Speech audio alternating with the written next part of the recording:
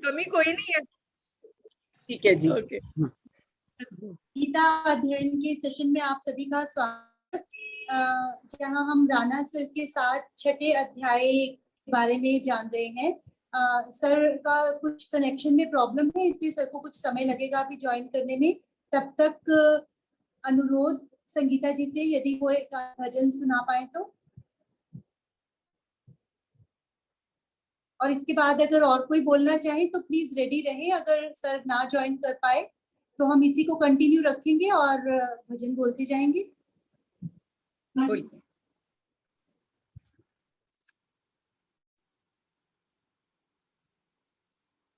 हाँ जी, संगीता जी बोल रहे हैं। तो एक ना वो जो सॉन्ग है ना, तुमको देखा तो ये ख्याल आया, मैंने उसको वो फर्स्ट लाइन तो गुरु के लिए है ही है, मैंने आगे खुद लिख लिया था उसी ट्यून पे, तो वही सुना देती हूँ, मतलब वो थोड़ा गाया जाएगा। हाँ हाँ जरूर। तुमको देखा तो ये ख्याल आया, तुमको देखा तो ये ख्याल आया, जिंदगी धूप तुम घना साया, जिंदगी धूप तुम घना साया, तुमको देखा तो ये ख्याल आया, मेरी किस्मत ने तेरी सूरत में, मेरी किस्मत ने तेरी सूरत में पा लिया आज अपना सरमाया, पा लिया आज अपना सरमाया, जिंदगी धूप तुम घना साया, जिंदगी धूप तुम घना साया, तुमको देखा तो ये ख्याल आया, हमको चलने की तुम तौफीक देना, हमको चलने की तुम तौफीक देना, प्रेम का पथ जो तुमने दिखलाया, प्रेम का पथ जो तुमने दिखलाया, जिंदगी धूप तुम घना साया, जिंदगी धूप तुम घना साया, तुमको देखा तो ये ख्याल आया, आज कल दिल झगड़ता है मुझसे, आज कल दिल झगड़ता है मुझसे, अब तलक वक्त इतना क्यों गवाया, अब तलक वक्त इतना क्यों गवाया, जिंदगी धूप तुम घना साया, जिंदगी धूप तुम घना साया, तुमको देखा तो ये ख्याल आया, तुझसे तुझको ही मांगू मेरे खुदा, तुझसे तुझको ही मांगू मेरे ये ना पूछूं जहां से क्या पाया, ये ना पूछूं जहां से क्या पाया। जिंदगी धूप तुम घना साया, जिंदगी धूप तुम घना साया, तुमको देखा तो ये ख्याल आया। लास्ट पैराग्राफ जो मेरे गुरुजी मेरे घर आए तो स्पेशली उसके लिए लिखा था। बहुत अच्छा कौन बोली। कहता है युग वो बीत गया, कौन कहता है युग वो बीत गया, आज फिर शबरी के घर राम आया, आज फिर शबरी के घर राम आया। जिंदगी धूप तुम घना साया, जिंदगी धूप तुम घना साया, तुमको देखा तो ये ख्याल आया, तुमको देखा तो ये ख्याल आया। बहुत ही अच्छा, गुड। बहुत अच्छा संगीता जी, बहुत ही अच्छा। Thank you. आशु जी, एक भजन मैं बोलती हूँ आज। बहुत बढ़िया, बहुत बढ़िया। बहुत ही अच्छा हाँ बोला जी, संगीता जी। ठीक है हाँ सर, के आज नेटवर्क में कुछ प्रॉब्लम आ रही है, तो हो सकता है परमात्मा की यही इच्छा होगी। और वैसे भी हम एक श्लोक आगे चल रहे हैं।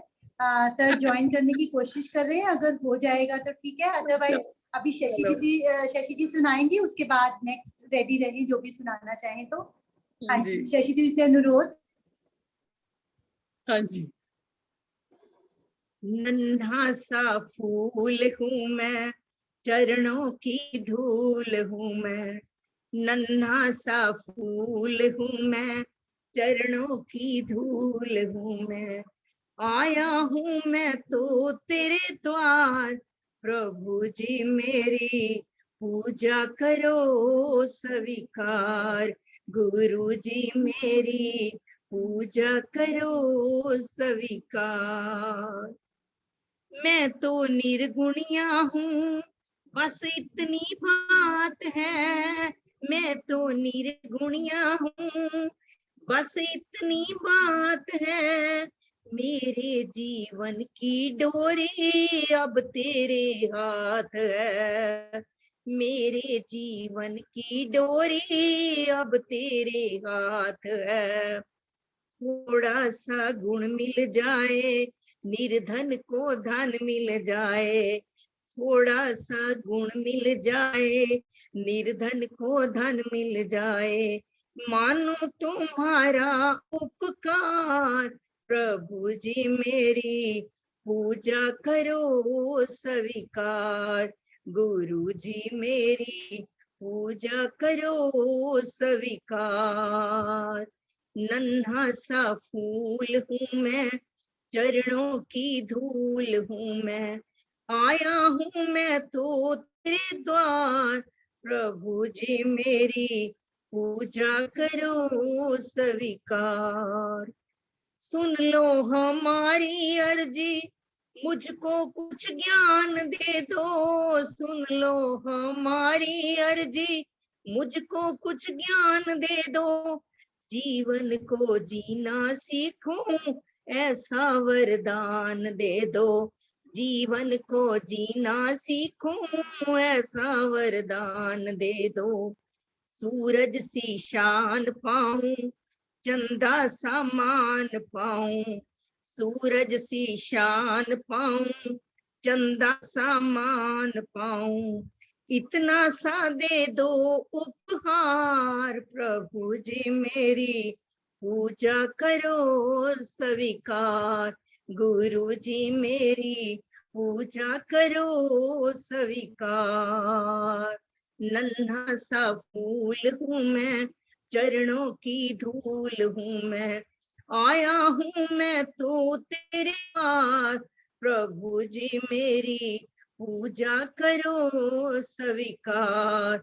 गुरु जी मेरी पूजा करो स्वीकार। धन्यवाद। हाँ, बहुत बढ़िया, बहुत ही बढ़िया। सबकी पूजा, सबके मन का भाव। Thank you so much. अब जैसे नवरात्रे चल रहे हैं और हम हर रोज पहले दुर्गा पाठ करते हैं 5:30 बजे, उसके बाद जो कोई चाहे अगर कुछ दिन के लिए तो जरूर अपना भजन का हम रख सकते हैं प्रोग्राम, और हर रोज जो भी चाहे वो भजन सुनाए। सौभाग्य से सर का कनेक्शन ठीक हो गया है, तो आगे चलते हैं अगली यात्रा की तरफ। बीच में सर को प्रणाम और अनुरोध। हाँ, सर को प्रणाम और अनुरोध कि आज का श्लोक की शुरुआत करें। सभी को बहुत बहुत प्रणाम और क्षमा प्रार्थना भी साथ ही बहुत लेट हो जाने के पर कोई इंटरनेट में टेक्निकल इशू आ गया था कुछ, उसकी वजह से मैं ज्वाइन नहीं कर पा रहा था। एनी हाउ, पहले तो हम कल के श्लोक की ही चर्चा कर लें तो बेटर होगा। संगीता बहन जी।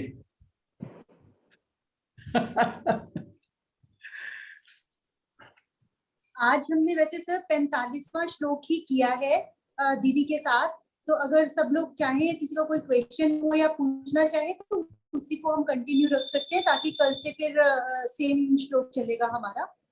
मेरा ख्याल ये है अगर कल कि हाँ जी, कल जो चर्चा हुई है, मुझे नहीं लगता कि जो 45वां श्लोक है उसमें कुछ क्लैरिटी आनी बाकी रह गई है।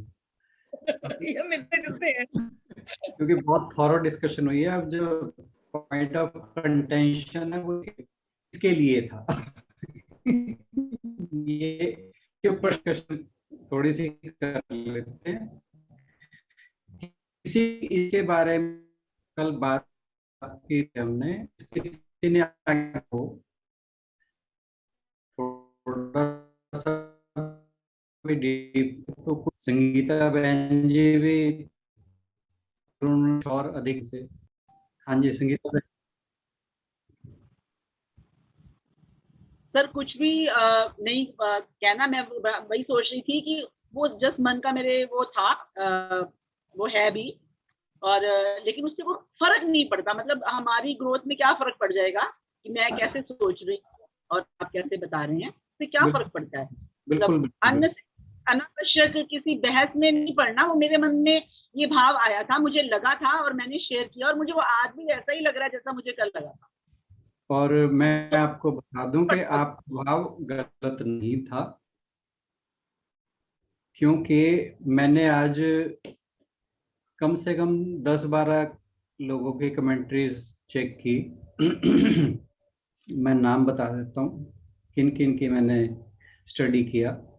सबसे पहले तो साधक संजीवनी राम सुखदास जी की, फिर मैंने गुढ़ार्थ दीपिका बाय मधुसूदन सरस्वती, जो आज से करीब 500-600 साल पहले हुए हैं और बहुत ही नामी अद्वैतिक साधक बताए गए हैं वो।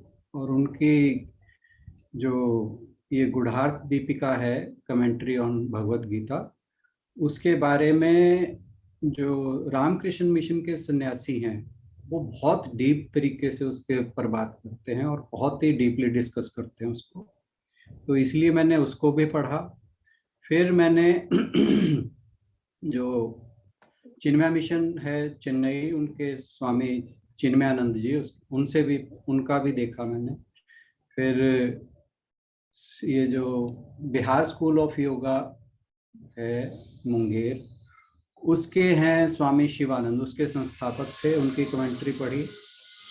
और फिर स्वामी मुकुंदानंद हैं जिन्होंने लिखी हुई है the song of the God, उसका पढ़ा।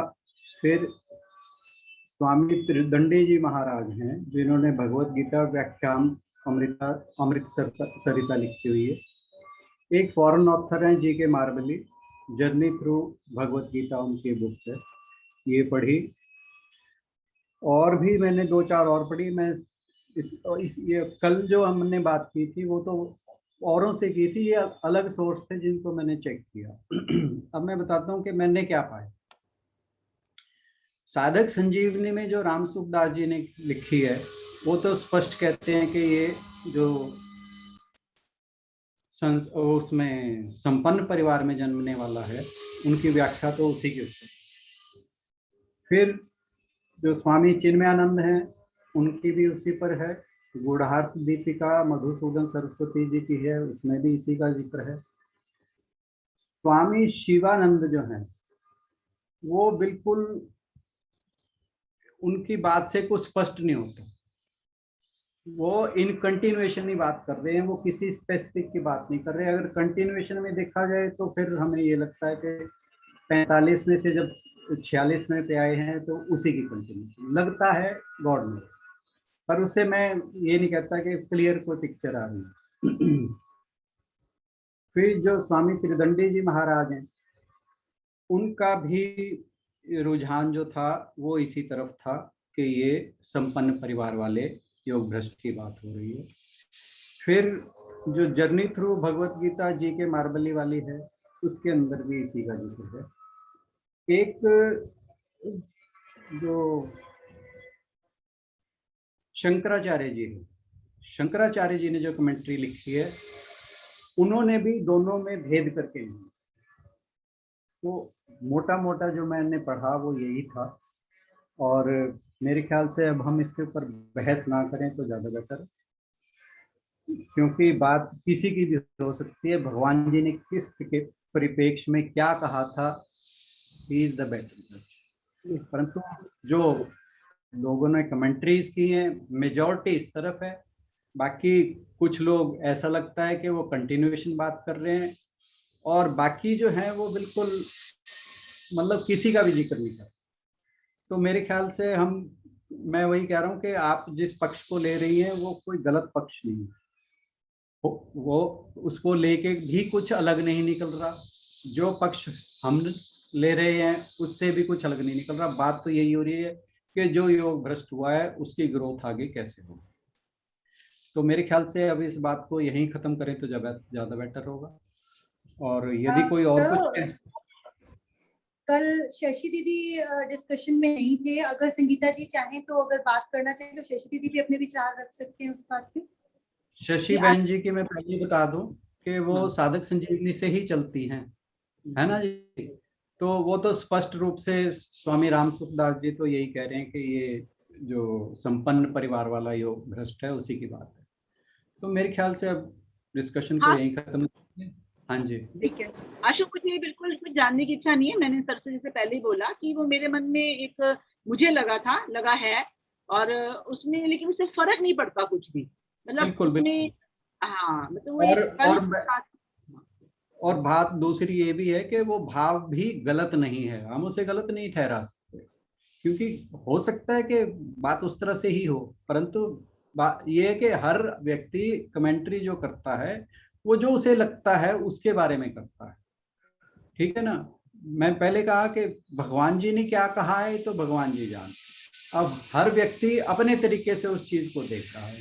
बट द पॉइंट इज के majority of people are commenting on this shloka in context of the yog bhrashta which has found birth in a rich family। तो मेरे ख्याल से हम किसी भी पक्ष को लेके चलें, बात एक ही है, बात दोनों में एक ही आई है कि अगली जर्नी जो है वो कैसे हो। तो जो पॉइंट ऑफ कंटेंशन की बजाय हम पॉइंट ऑफ मर्जिंग पे आए तो वो ज्यादा बेहतर। तो मर्ज यहाँ है ना, हाँ, और मर्ज हम इस बात पे कर रहे हैं कि ग्रो कैसे करना है, चाहे वो, और इस जन्म में दोनों में से बात एक ही है, दोनों ने जो लक्ष्य है वही मोक्ष प्राप्ति है। तो let's move further. Thank you. तो माय प्लेजर। हाँ, एक बात कहूंगी, वो एक शेर है कि दुआएं दो कि हमने तुम्हें कातिल बना दिया। तो मुझे दुआ दो, मैंने आपको इतने सारे आज पढ़ने के लिए फोन किया।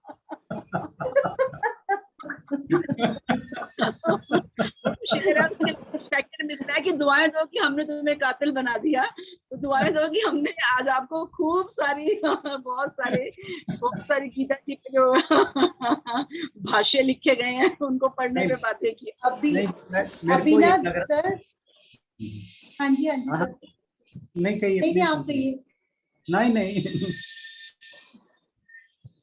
नहीं मैं कह रही हूँ, अभी कुछ दिन पहले ना दीपा मलिक जी को इनवाइट किया हुआ था एक उसमें सेशन में, तो उन्होंने बताया कि जब मैं बिल्कुल पैरालिसिस हो गया और मैं अपना चल भी नहीं पाती थी, तो कहते कि उसके बाद जब मैंने अपने आप को कवर अप करना शुरू किया, तो कहते मैं लेकिन किसी से ना कभी भी हेल्प लेने में घबराई नहीं। मुझे लगता था मेरे हेल्प मांगने से इनका भी उद्धार हो जाएगा, इसलिए कहते मैं हेल्प मांग लेती थी। तो रही बात आगे आज इसके बारे में और पढ़ने की, तो कल जो डिस्कशन हुई मुझे लगा कि वो काफ़ी एनरिचिंग थी और हमने उसको बहुत अच्छे से डिस्कस किया। और ये कि आज थोड़ा सा हम इस बात पे ये ज़्यादा पढ़ने का ये फ़ायदा हुआ कि ऐसा कुछ नहीं है कि ये कुछ अलग बात कही जा रही थी। और दूसरी बात ये थी कि जो आपके मन में भाव आया था संगीता बहन जी के, वो कोई ऐसा नहीं था कि आउट ऑफ कंटेक्स्ट ही था, मतलब किसी के मन में भी ये भाव आ सकता है। और फिर भाई फाइनल थॉट ही तो भगवान जी हैं, हमारे में से कोई नहीं। तो लेट अस मूव ऑन। हाँ जी, मेरे ख्याल अब बैकग्राउंड की जरूरत नहीं, बहुत हो लिया डिस्कस, सीधा हम श्लोक स्टार्ट करते हैं। बहन जी से अनुरोध के जरा श्लोक पढ़ते हैं। 46वां श्लोक। बहन जी आप म्यूट हैं। मैं आज कह रही थी, मैंने कहा जैसे 6:30 के करीब टाइम हो गया, इसमें किसी का कोई क्वेश्चन नहीं पूछ लो, कल ही करो, मैं तो ये कहूंगी, क्योंकि हाँ जी 6:30 हो चुके हैं, ठीक बात है। नहीं इसलिए बोल रही हूँ। नहीं आप एक काम करिए कि श्लोक हाँ जी। बोल दीजिए, उसको हाँ, हम ठीक जरा 2-3 मिनट के लिए डिस्कस कर देते हैं फिर, ताकि आज के लिए कल बैकग्राउंड बननी रहे। कौन से वाला श्लोक नंबर 45 या कोई और? 6 46, ठीक है। हाँ जी, ये श्लोक है, तपस्वीभ्यो धिको योगी, तपस्वीभ्यो, तपस्वी व पे कॉमा भ्यो, तपस्वीभ्यो धिको योगी ज्ञानीभ्योऽपि मतोऽधिकः, ज्ञानीभ्योऽपि मतोऽधिकः, कर्मीभ्यश्चाधिको योगी, कर्मीभ्यश्चाधिको योगी तस्माद्योगी भवार्जुन, तस्माद्योगी भवार्जुन। तपस्वीभ्यः, सकाम भाव वाले तपस्वियों से भी, योगी अधिकः ज्ञानीभ्यः, योगी श्रेष्ठ है। जो कामना को रख कर करने वाले तपस्वी है उनसे योगी श्रेष्ठ है। ज्ञानीभ्यः अपि अधिकः, और ज्ञानियों से भी योगी श्रेष्ठ है। योगी को बताया गया है कि तपस्वी से भी योगी श्रेष्ठ है और ज्ञानियों से भी योगी श्रेष्ठ है। कर्मीभ्यः योगी अधिकः, और कर्मियों से भी योगी श्रेष्ठ है। मतः, ऐसा मेरा मत है। 3 बातें बता दी हैं। पहला कहा है कि तपस्वियों से भी योगी श्रेष्ठ है, दूसरा ज्ञानियों से भी योगी श्रेष्ठ है, और तीसरा कर्मियों से भी योगी श्रेष्ठ है। तस्मात् योगी भव अर्जुन, इसलिए हे अर्जुन तो योगी बन जा। 3 बातें कही हैं और फिर कहा कि तू योगी बन जा।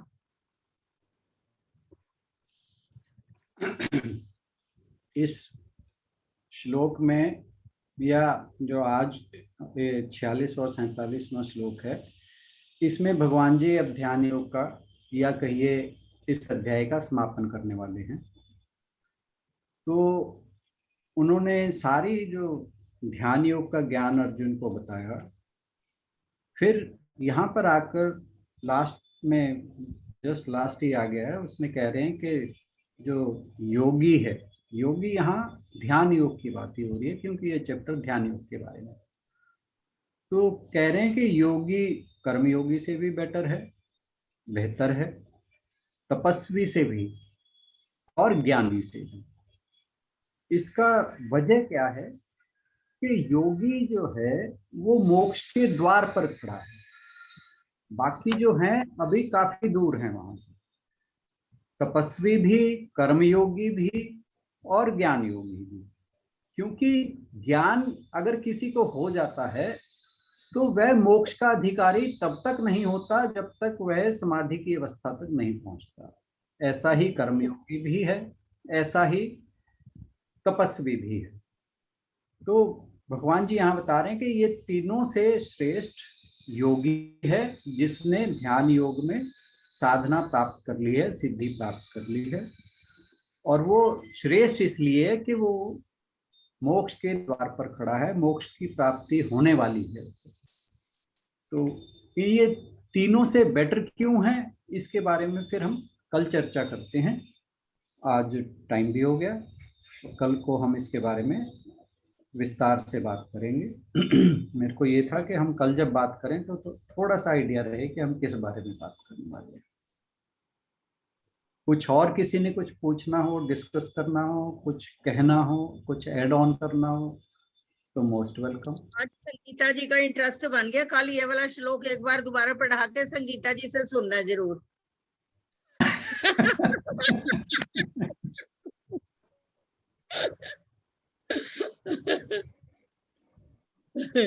कोई भी इस आज के श्लोक में अगर कुछ पूछना चाहे या बात करना चाहे तो कर सकते हैं हम।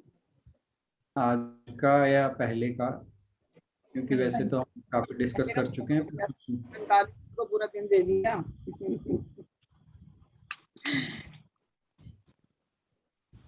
आज मुझे भी बहुत ही लेट ज्वाइन कर पाया मैं, तो नहीं कोई बात नहीं सर, कर लिया था। हमें संगीता जी का और शशि जी का भजन सुनने का मौका मिल गया। आपने मिस कर दिया। हाँ, मैं वही कह रहा था, मैं वंचित रह गया उससे। आप बाद में सुन लेना, आप YouTube पे सुन लेना।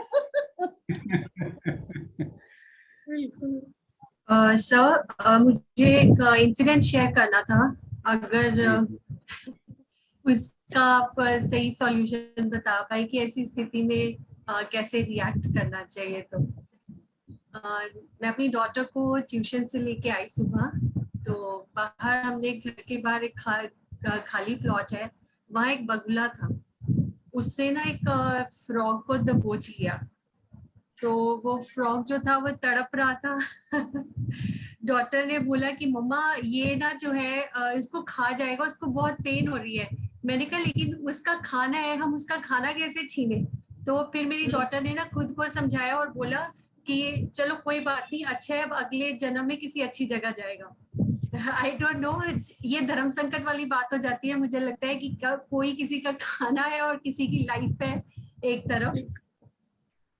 ये इस तरह के प्रश्न जो है ना बड़े दुविधा वाले हैं। जैसे मच्छर को मारना चाहिए कि नहीं मारना चाहिए? नहीं मारना चाहिए। बिल्कुल। तो इन मामलों में चुप्पी रही तो ज्यादा बेटर है। जो हो रहा है होने दीजिए। लेकिन बच्चे जब प्रश्न करते हैं तो हाँ जी, हाँ, तो कहीं तो नहीं, वो ये कि उस टाइम पे जो रिस्पांस ठीक लग रहा है ना वो कह देना चाहिए। तो वो अकस्मात ही मेरे मुंह से निकला कि मतलब ये उसका खाना है, मैं उससे उसका खाना कैसे छीनूं। ये उसकी भी तो लाइफ है। तो I don't know whether I was right और रॉन्ग, लेकिन हाँ, क्योंकि हम इस पे कोई भी राइटफुल पोजीशन लेना जो है ना वो बड़ा अजीब सा हो जाएगा। देखो सर, जो ये है इसमें भी तो पूर्वकृत कर्म है।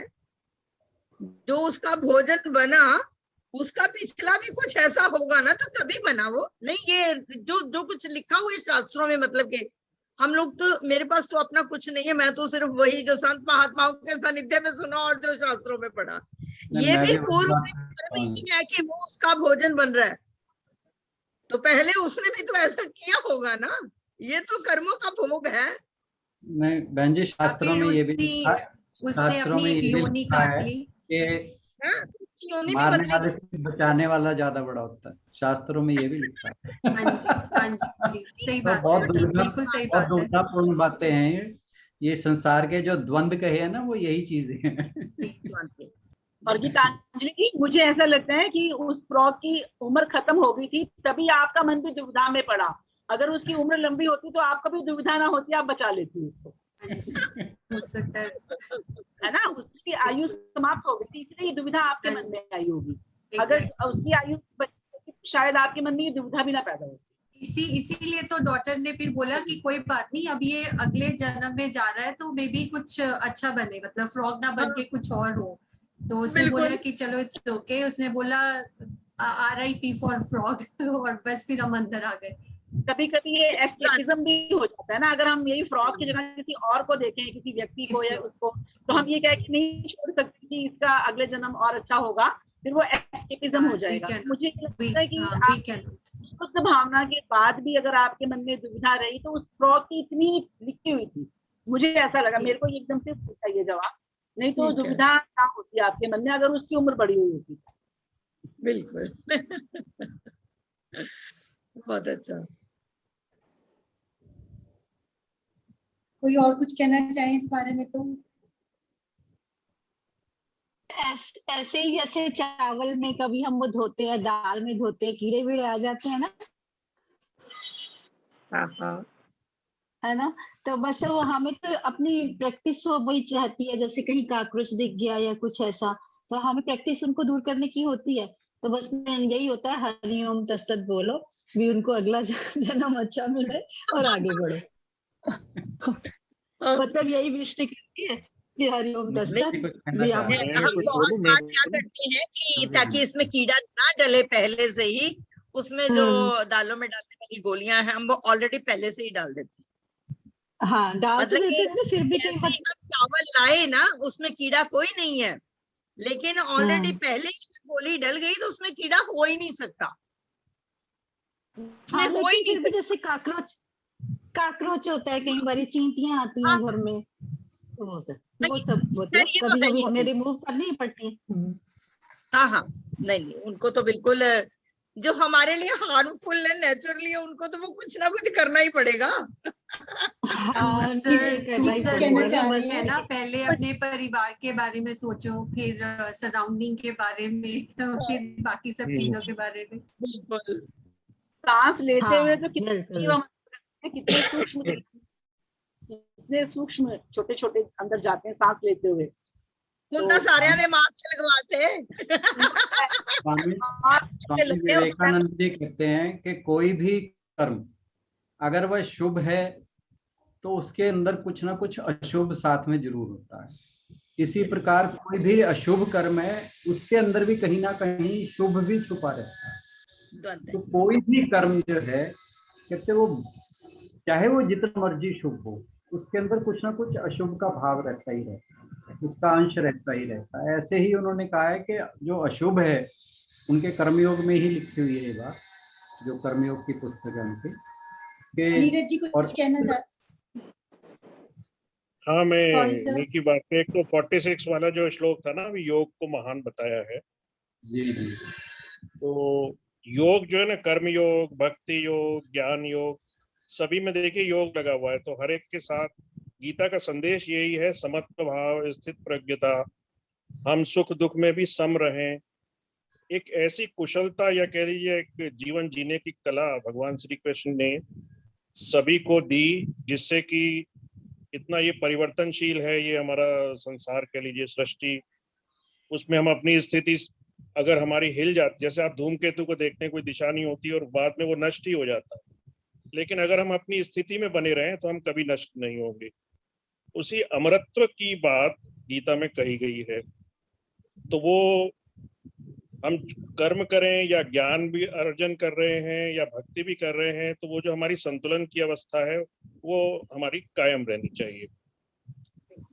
वही एक योग है, और उसको हम गहन रूप से जो तीनों स्थिति, सत्वगुण, तमोगुण और रजोगुण, तीनों में बैलेंस बना के वही गीता के अध्ययन से हमें प्राप्ति होती है। तो 46 श्लोक में यही बताया गया है। ये मैं थोड़ा कहना चाह रहा था। योग है कर्मसु कौशलम, ये भी है ना। ये उसमें ही है, सेकंड सभी को चैप्टर में है। योगी बनना है। हाँ जी। और वो संतुलन में, जैसे कल भी बता रहा था, जैसे संतुलन का पता कैसे चले कि हम संतुलन में, आप साइकिल चलाते हैं, बैलेंस बना के चलते हैं ना, आपको अपने आप पता लग जाएगा आपका संतुलन बिगड़ रहा है कि नहीं बिगड़ रहा। तो जिसकी अपनी जीवन है उसको पता रहता है कि वो संतुलन में है कि नहीं। यही एक संदेश दिया है भगवान श्री कृष्ण ने। बिल्कुल सही। क्योंकि वो आप सही कह रहे हैं कि शुभ के साथ अशुभ भी होता है। इसी तरह से गुण भी एक ही नहीं होते, सतोगुण है, थोड़ा बहुत रजोगुण भी होगा, तमो, लेकिन अधिक क्या है ये देखना है हमें, अधिक क्या है। तो उसी के हिसाब से संतुलन बना के, वही योग है। वो ध्यान से भी हम योग की प्राप्ति कर सकते हैं, वो उसमें दिया हुआ है गीता में, ध्यान करना भी। और अपने कर्म फल की अगर हम चिंता करेंगे तो भी हम अपनी स्थिति से हिल जाएंगे, हमारा संतुलन बिगड़ेगा। कर्म, हमें फल के बारे में नहीं सोचना है, जो कर्म हमें है उसको करते रहिए, वहां पर फोकस नहीं होना चाहिए फल के ऊपर। फल तो मिलेगा ही मिलेगा, नहीं मिलेगा तो वो फिर पिछले जन्म का कर्म भी कह सकते हैं। और जो संगति है और प्रेरणा है, इंस्पायरेशन, ये सब हमारे पिछले जन्म के कर्म के फल से भी हम कह सकते हैं। क्योंकि किसी को कोशिश करते रहते हैं तब भी वो समझ नहीं आ पाती उसमें, वो अपने ही रास्ते पे चलते रहते हैं। तो ये सब फिर हम वहां कह सकते हैं कि पिछले जन्म का कुछ है, संस्कार है। ये मेरा मानना है। तो ये गीता का जो योग है, ये और किसी पुस्तक में नहीं है, मतलब एक वेदों का निचोड़ है। और रोते हुए अर्जुन को कृष्ण ने गीत गा के चुप किया। गीता इसीलिए बोलते हैं गीता। अर्जुन विलाप कर रहा था कि मेरे सगे संबंधी सब मारे जाएंगे, तो उसको चुप कराया, उसको एक गूढ़ रहस्य बताया कि जीवन क्या है, मृत्यु के बाद क्या होता है, और मैं क्या हूँ, भगवान की जो शक्ति है वो क्या है। वो एक, और जो जीवन जीने की कला है, वो अपने योग को आप प्राप्ति करें, और वो कैसे अभ्यास से, चिंतन मनन से और संगत से, जैसे ये हम सब लोग यहाँ इकट्ठे हो रहे हैं, जूम में भी इकट्ठे हो रहे हैं, ये संगति है हमारी, सत्संग कह सकते हैं। ये मैं अब टाइम थोड़ा ज्यादा हो रहा है इसलिए मैं तो कहने के तो बहुत कुछ है, ये बड़े इन विषयों पे तो काफी बोला जा सकता है, लेकिन जो मुझे समझ में आ रहा है संक्षेप में वो मैंने आपको बताया। बहुत अच्छा एक्सप्लेन किया। कि मैं भी अब शुरू में तो गीता समझ में नहीं आती, लेकिन आप पूरा पढ़ेंगे तो वो योग स्थिति है, हर जगह योग योग योग।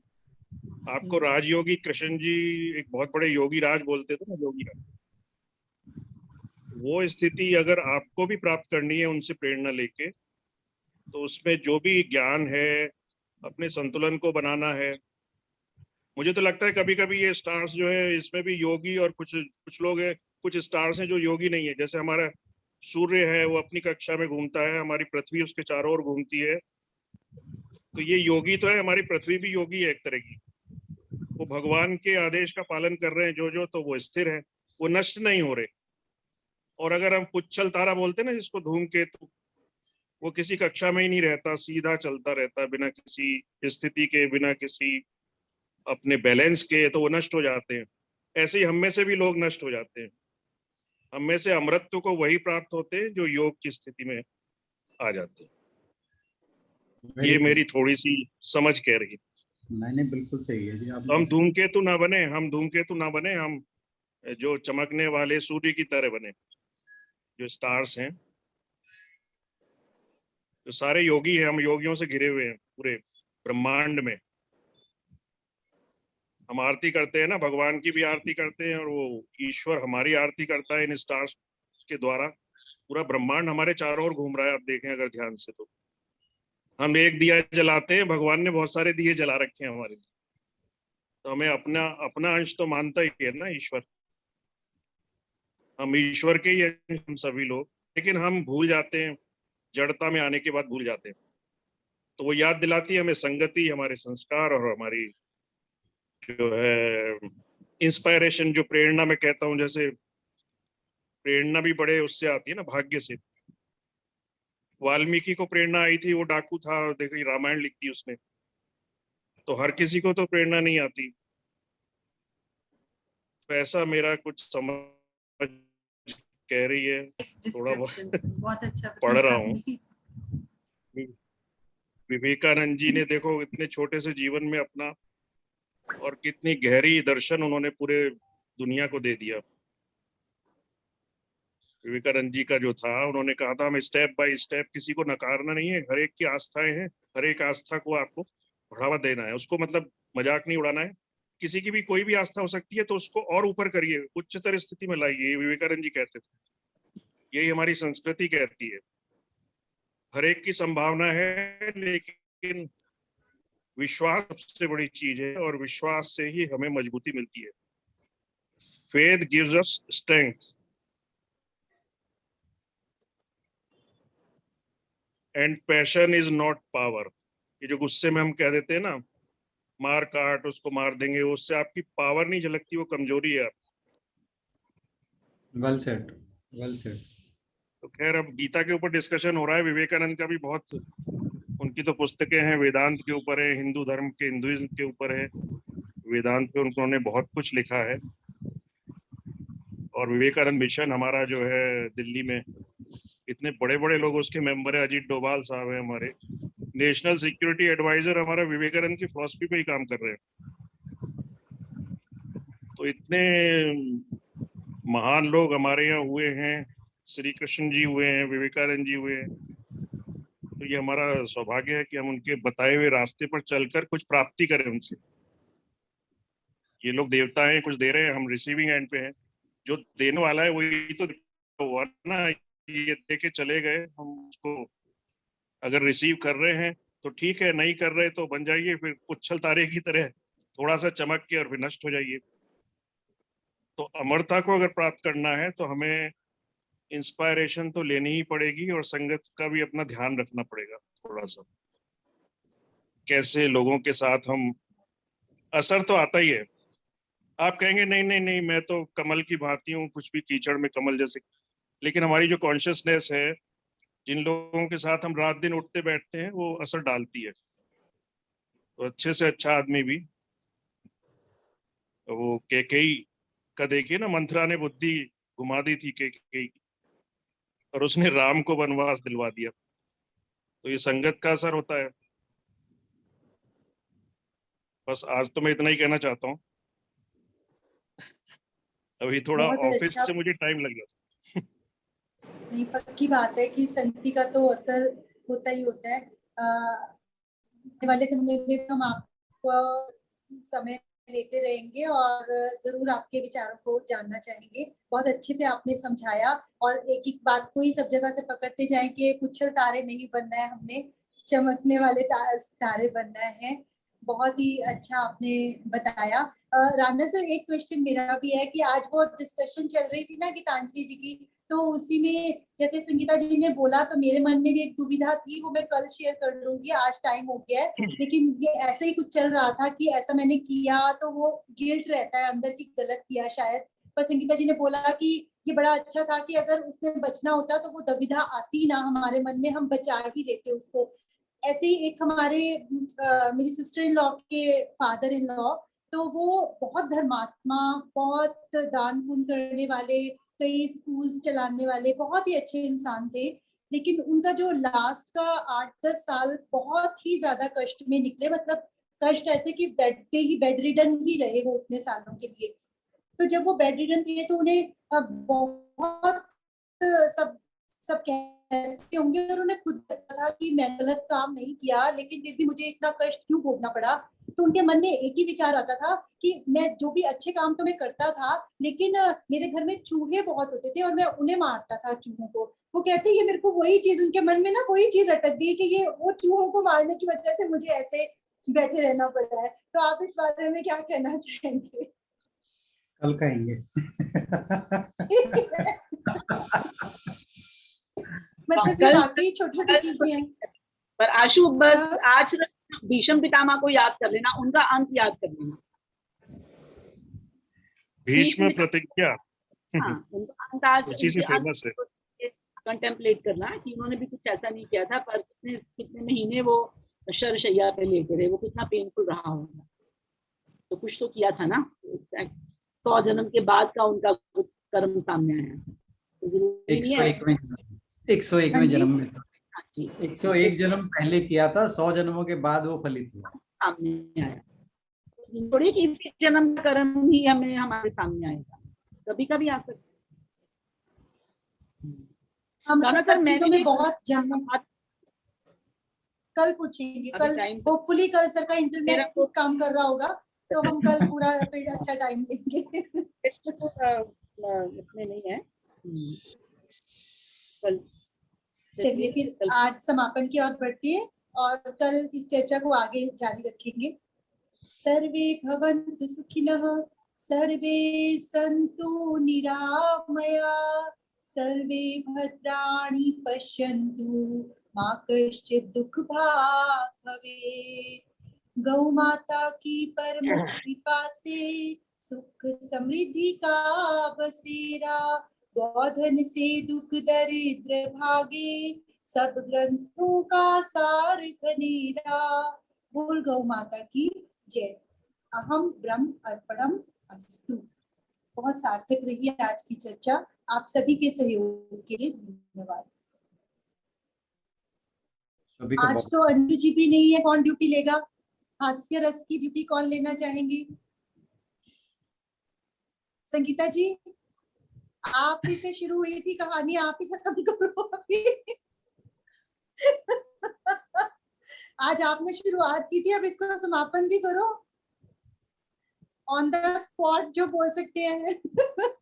चलो फिर ऐसे ही हंस लो। आज पक्षी आसन करते हैं, उस दिन सिखाया था ना, पक्षी आसन करते हैं, हंसो। चलो सब ऊपर उड़ के जाना है सबने।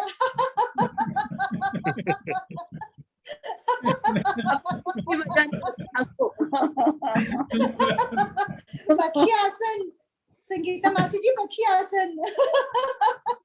ऐसे वाला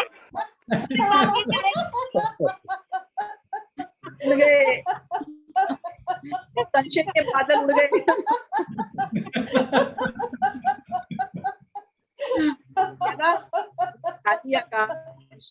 में हम उड़ रहे हैं। सच में वही फीलिंग आ रही हम है। सभी को बहुत बहुत प्रणाम। चल, प्रणाम प्रणाम सभी को सर। प्रणाम। हरि ओम। कुसुम जी कैसे हो? मैं कुसुम जी पिछले बड़े दिनों बाद देखी मैंने। कुसुम जी चले कल, गए, लेट हो आशु- गए। ठीक है, बहुत अच्छा भजन था, बहुत अच्छा लगा। थैंक यू सो हाँ। मच नीरज जी। हाँ, जब स्वामी जी संगीता आए थे जी, सबको बहुत बहुत धन्यवाद। हाँ स्वामी जी। जब स्वामी जी आए थे ना घर, तो मैंने लिखा था ये भजन उससे पहले। मतलब अच्छा, फर्स्ट लाइनें तो वही थी, लेकिन उसके बाद सारे पैराग्राफ उसी के अकॉर्डिंग लिखे थे। तो फिर मुझे अच्छा लगता है। अगर अभी अब की बार अगर आप ज्वाइन करोगे बाय चांस संडे वाले दिन मेडिटेशन में, तो फिर आप उसके बाद अगर बोलोगे तो अच्छा लगेगा। भजन हाँ, हाँ हम बोलूंगी। समापन करते हैं ना, यूजुअली मैं ही बोलती हूँ, तो अगर आप चाहो तो आप बोल सकते हो। जरूर जरूर चाहूंगी, बिल्कुल चाहूंगी, अच्छा ठीक है? लगेगा मुझे। चलो। इसी वक्त मैं गा लेती हूँ, वैसे तो बिल्कुल बंद हो जाता है ना, मतलब मैं तो नहीं, कहीं नहीं। और जुड़ी चीज से। वो तो आपका टैलेंट है, वो बंद नहीं होना चाहिए, वो तो चलना चाहिए। अब यार वो थोड़ी सी आवाज आ गया, देखा एट द एज ऑफ 61 थोड़ा देखे फर्क आता है, but any how no problem. चलो, okay, bye bye. Hariom Hariom. और जो लोग भी ऑनलाइन है अभी भी, उनको भी हरिओम। हरिओम, सभी को हरिओम। हरिओम हरिओम।